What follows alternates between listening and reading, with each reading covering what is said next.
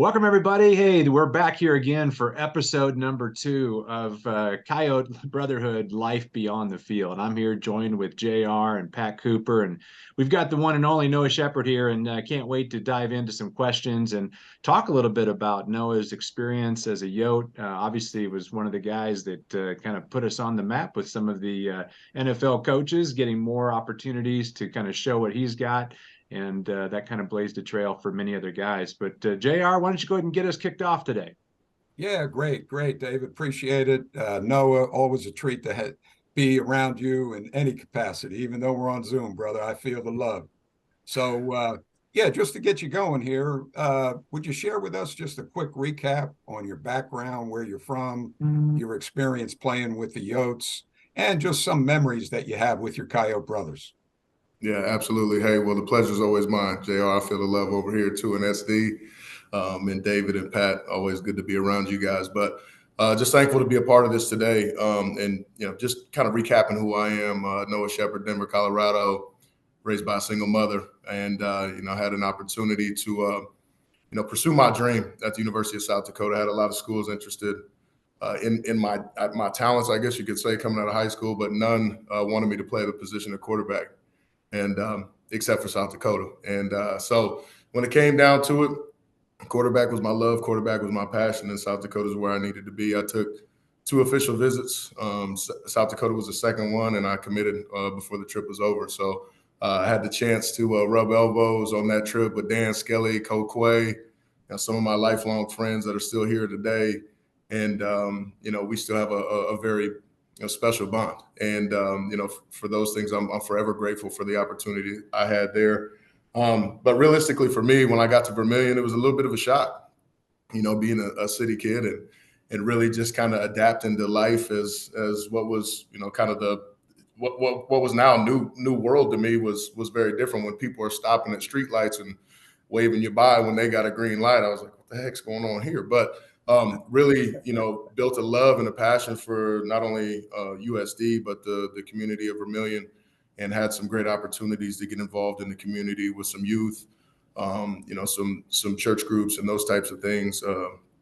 Was on the original Black Student Union, kicking that off, which was really cool, and got a chance to do some cool things. Was integral part of the Fellowship of Christian Athletes initiative originally, and just had some really cool, opportunities there. Obviously met my wife there, had my first kid there. Vermilion's a special place to me, hence the reason why I'm back. And, some of the special moments to me are, involve them. D-Days, throwing a touchdown pass and seeing them both in the stands. I mean, there's nothing quite like it. And then seeing the pictures now that she's 15 and all, grown up and driving and doing all these things, which you can do in South Dakota, it's pretty wild. So, just being with my brothers, pushing through, grinding through fall camp. We still had 2-a-days back then, believe it or not. And just figuring out a way to, bring all these different walks of life from all over the U.S. together and unite behind a purpose was something that is always truly, special to me, and something that I'll keep close to my heart. Well, and Noah, thank you for what you're doing for the foundation. It is noticeable and needed. So we applaud you for that. You know what? We all had a dream, I think, at one phase in our lives of playing in the big time, playing professional sports, playing professional football. You got there. How did the NFL, CFL experiences shape who you are today? Yeah, well, I appreciate the question, Pat. I mean, although I did make it, it was very, very brief, but something that I still cherish to this day. It's something that, like you said, as a kid, you wake up every day and that's what you're striving for. And to at least get a whiff of what that world was like was very special to me. But being able to, kind of see where you stack up against the best in the world, going against, AJ Hawk. I remember staring him down my first live snap, and that was quite the moment. When you're looking at guys that you had seen on the TV, and they're coming to hunt you down. That's quite a moment. And then get a chance to see Hall of Famers like Charles Woodson in practice, just really honing in on his craft and disrupting offenses left and right. Pretty special moment. And then just some of the lifelong friendships that I built in a very short time with guys like James Starks and Andrew Corliss and Aaron Rodgers, Jordy Nelson, Donald Driver, Greg Jennings, those guys really just kind of took me in under their wing when I got there. And, just very, very, very, a moment in time where I felt like, wow, this is really happening. You really earned this. Do I wish it could have lasted a whole lot longer? Absolutely. But those friendships, those bonds that came from that experience are what I cherish the most. And then honestly, being cut and kind of being at a low point where, I didn't feel like I was the worst guy on the team. I didn't feel like I was anywhere near the bottom. And you receive that news, it's tough to deal with. And then you figure out what's next. You're trying to figure out, do I just go get a real job? What do I got to do? I got kids and a wife, and I got to figure out what's going on here. And then I got an opportunity in CFL and built some, again, genuine relationships and friendships there that are still intact today. And just getting a chance to see, parts of the world that I didn't think I ever would because of this game called football. Again, very special to me and something that I'll forever take with me. And just grateful for the opportunity. I know I'm one of few who had the opportunity to do it, and I don't take that for granted. And very, very proud of that accomplishment. But a blip on the radar in my life, and something that I'm again grateful for, but not what I necessarily want to be known for moving forward. I think I have much more to offer to this world and much more to offer to the community of Sioux Falls, community of Vermilion, and this institution. Yeah, that's so good, Noah. And you've obviously chased some pretty big dreams on the field, and then you transitioned to some even bigger dreams off the field. Talk a little bit about some of the barriers that you've had to overcome as you shifted from success on the field to success and significance off the field. Sure. For me, I think having kind of professional mentors in industries all over the place. I wasn't really sure what that really looked like. I had friends, I had parents, like friends' parents who were really established in their career. I had some other friends who were kind of ahead of me in college and had already kind of kicked their careers off, but I didn't really know what that process was like to kind of get started and get life reestablished. I knew one thing for the first quarter of my life. I woke up every day and I was going to be a professional football player. That's what I knew. And for that to come kind of crashing down all of a sudden, I felt stuck, man. I was in a mode where I didn't have a plan B. My plan A was going to work, or it was going to work. That was just the plan. And when it got cut short, I was stuck, and really found myself doing some jobs early on for Miller Coors, where I really had zero passion for what I was doing. Until I really started to understand what my purpose was and find some of those mentors in the industry that could really relate to my path, really relate to my leadership style and who I was, and was able to bring some of those transitional skills from the football field to life in a professional setting. And I'm forever grateful for that. Without that, I still feel like I'd be kind of swimming around trying to find my way. But once I was able to really find purpose in what I did well, I lean into it now with my kids. It's my superpowers.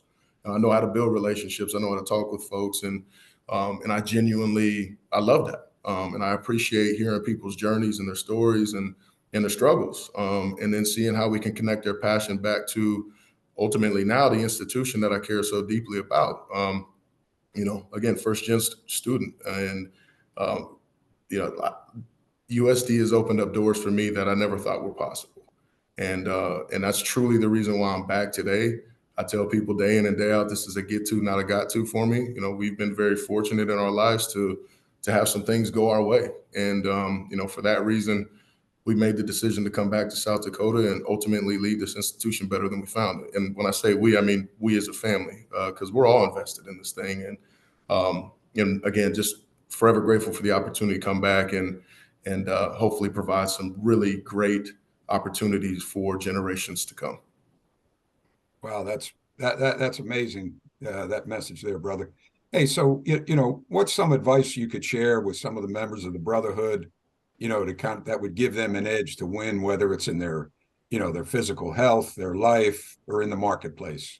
Sure. I think, and I touched on it a little bit, but, as athletes, we're we're always going to have transitional skills that folks will always kind of look up to and want to possess in some way, shape, or form. But it's going to be very hard for folks to replicate or duplicate what we have.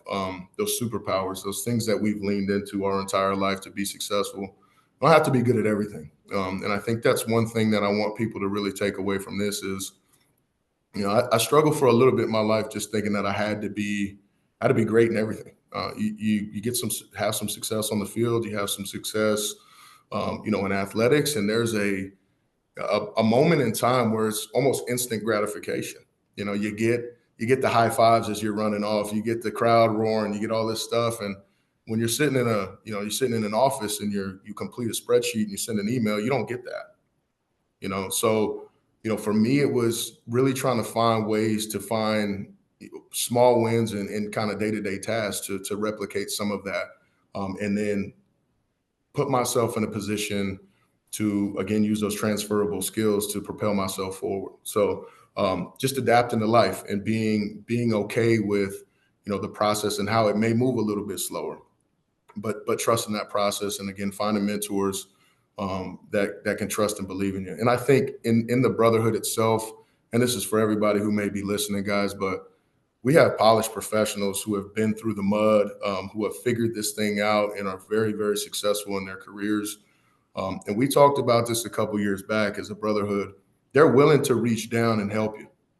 They're willing to put you in the rooms to have the conversations with their networks, provide opportunities in their workplace if you earn them. That's not something that you just get. You have to earn those. But don't ever be afraid to speak up and reach out.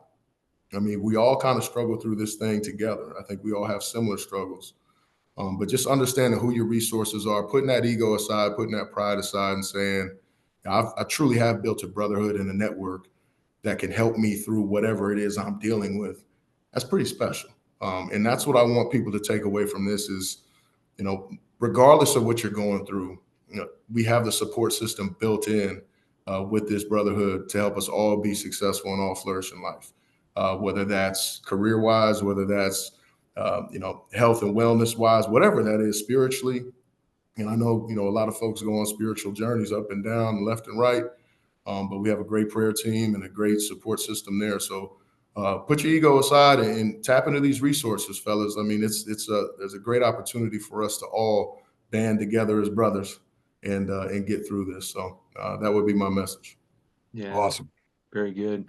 Yeah, that's one of the things that we wanted to bring to everybody through this Beyond the Field series is to be able to share with people the enormous amount of success stories, after adversity struck, right? I mean, everybody strikes it, just a matter of when adversity strikes, and then just sharing the resources that we have available. And many of you are already aware of the website.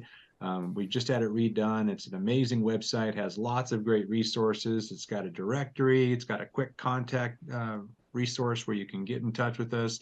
There's the prayer list if you have something that you would like to have some of the Brotherhood members praying for you. And then there's obviously the upcoming events and the news and all the photos and everything else that we put in there. But this is the Brotherhood right here, right in front of you right now. And we'd love to see your comments and giving a shout out to the guys that are sharing their stories here. And we'd love to hear from you. So if you have a chance to comment down below, if you're watching this on a live stream video, you can comment in the comment section, but we'd sure love to hear from each and every one of you. And then as we wrap up here, Noah, being a part of the foundation office, you get a chance to see firsthand the financial benefits when the Coyote Brotherhood does its annual fundraiser. Talk a little bit about the impact to the university when sports teams like the Brotherhood organizes a fundraiser such as what we do every year. Yeah, absolutely. It's a tremendous impact. And I think as the years and days go on, fellas, it's going to be even more important. I mean, tuition and, just cost of living everywhere is going up, even in the state of South Dakota.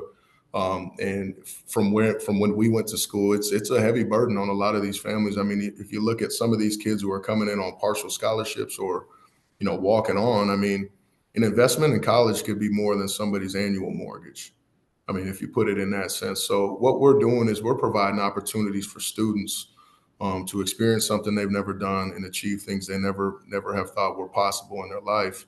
And if you think of it that way, putting a few dollars aside and helping these causes is monumental for what we're trying to do as an institution. And I'd be remiss to not say, hey, there's folks outside of athletics that need help as well, guys. I mean, certainly the Brotherhood's missions and initiatives each year are going to be focused on what's most needed within our program, which is going to help us be successful. But if that's not something you're interested in, there's something there, fellas. You have a passion point. If I don't know, you're a chemistry major or you're a business major, there's other vehicles to give back and to make a tremendous impact in students and faculty's lives.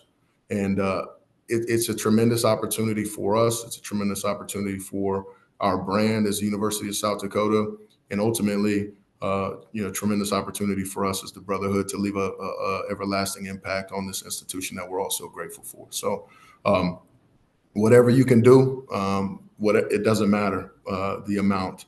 I would just encourage everybody to develop a habit of giving back to places that they're passionate about, and I hope that USD is one. Yeah, good stuff. Coach Nielsen did mention the other day about how every member of the team was valued, from the guys that are playing scout team to the 2s to the 3s to the 1s. Every single member of the team is needed and valued.